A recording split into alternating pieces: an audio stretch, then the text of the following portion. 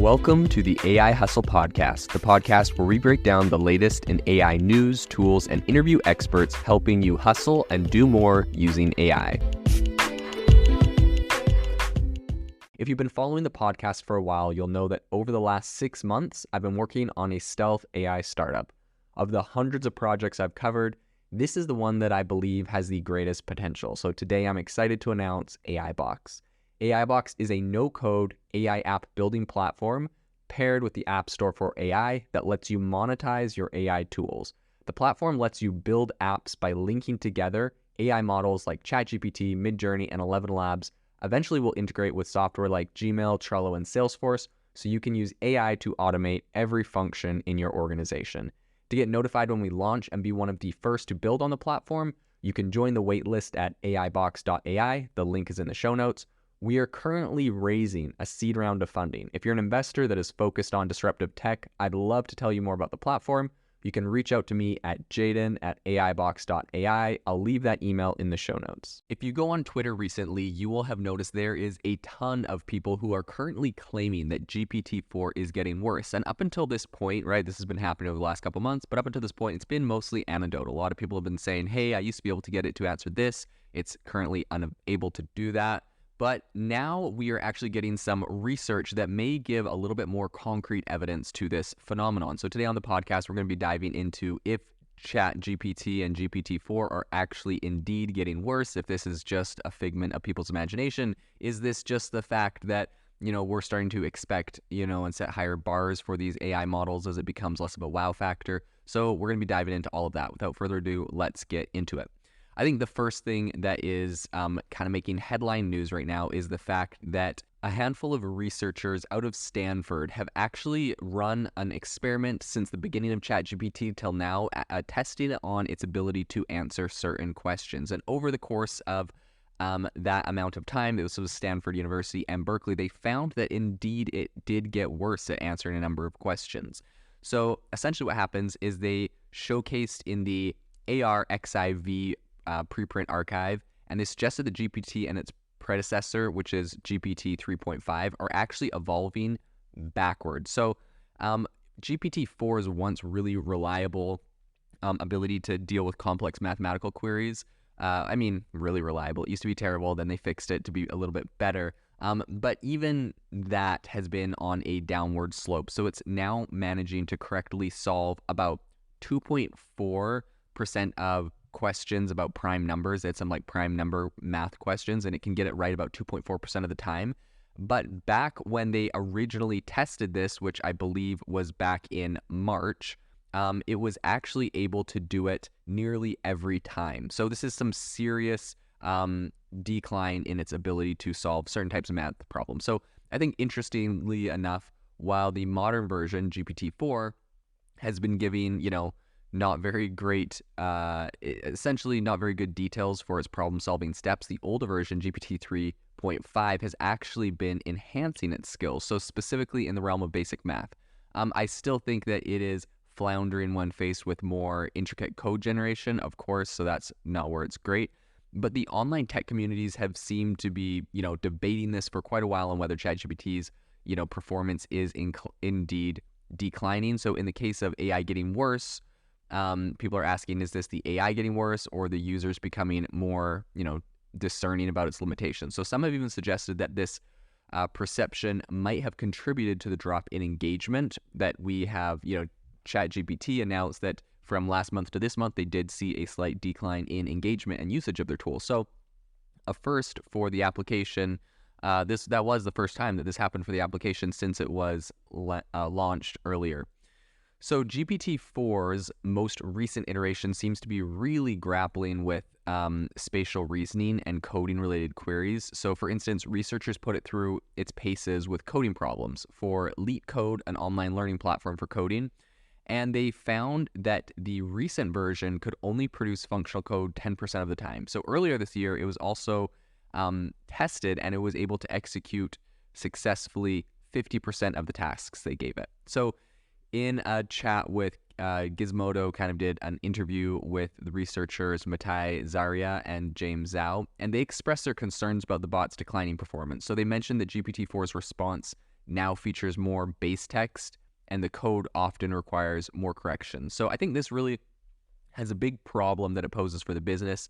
And for any businesses that are intending to leverage ChatGPT to help with code generation, it's also kind of an underlying issue that is associated with depending on a proprietary AI whose functioning remains largely unscrutable, right? Like, this is not very transparent how ChatGPT works. We can't see the code. It's not open source, in contrast to projects like Llama 2 out of Facebook, which they have announced they're going to be open sourcing and offering for free. And so I think this is something that this kind of has a bigger issue, which is the fact that if you go and get an API to an AI model because you test it and it can accurately, do what you need it to do, and all of a sudden this thing gets worse and worse over time, this is a big problem for any developers and any organizations that have embedded GPT-4 into their business, right? Like, I personally have software where we are using the API to GPT-4 and we're getting into all sorts of really cool stuff. But if GPT-4 is getting worse and worse, all of a sudden my customers are going to be getting worse and worse outputs.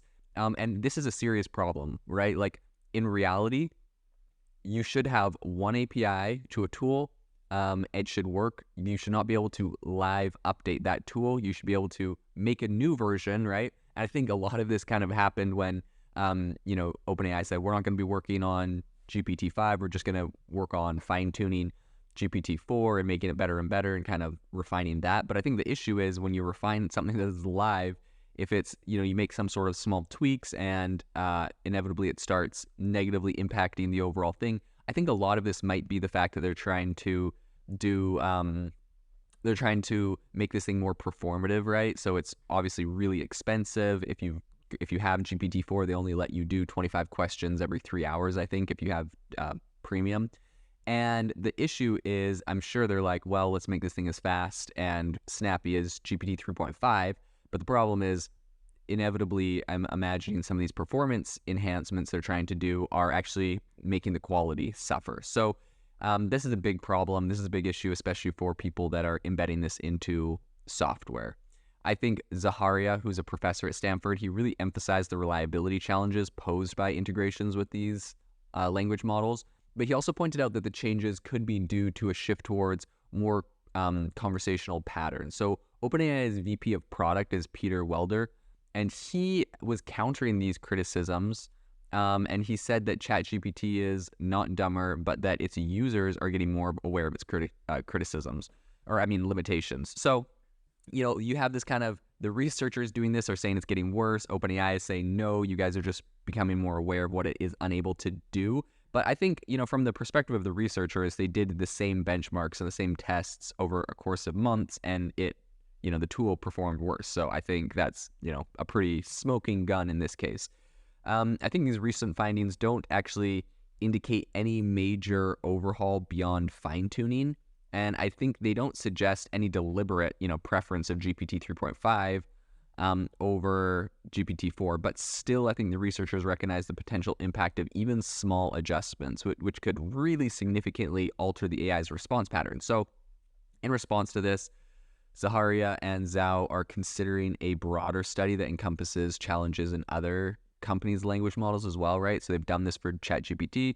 It'd be really interesting to see this done on, Inflections AI and on Anthropic and a number of others as well. So I think despite the issues, it is not all downhill for GPT. Like, this thing isn't just a model that's going to completely die because it's getting worse and worse. I think the model actually displayed enhanced resilience to prompt injection jailbreak attacks since its launch. So that's one thing that has improved.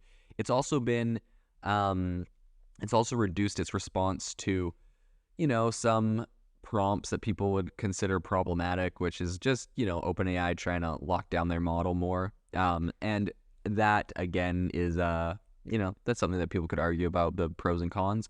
However, I think there are some concerns remaining about its ability to generate responses that are really responsive, comprehensive, and actually accurate. It's not perfectly accurate. We know that. I think everyone knows that. You definitely have to fact check everything that comes out of it. I don't think that is a surprise to anyone. In any case, Zaharia is also an AI consulting firm executive, and he advocates for more transparency from OpenAI about the updates and changes to their models.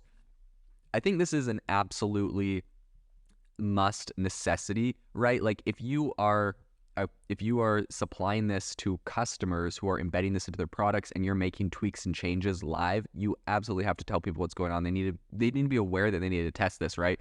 Coming from my own software background, every time we make any sort of feature on our application, we test anything related to, any single button or feature or anything or bit of code that could touch the new feature we've done. And then we also go through and test every feature on the entire app just to make sure nothing somehow got broken that we were unaware of. And inevitably that does happen a lot, right? Like we'll push out a new feature that helps people do something better, and then we don't realize, but somehow it messed with the onboarding flow or some small aspect somewhere. And so, you'll get a support request. Like typically you make one adjustment somewhere, it doesn't affect something too far away, but it does happen. It is possible. And I think the same concept applies to these AI models where you fine tune one area for something specific and you don't realize that it may inadvertently have caused harm or problems in another area of the model. So I think that, Zahara specifically was saying that, giving this kind of clarity to consumers on what changes were happening is going to help users understand the AI's behavior better. Zhao, on the other hand, doesn't think users would welcome that kind of complexity to their, AI toy or whatever. He thinks it's just going to be too confusing if OpenAI is giving updates on what they're tweaking.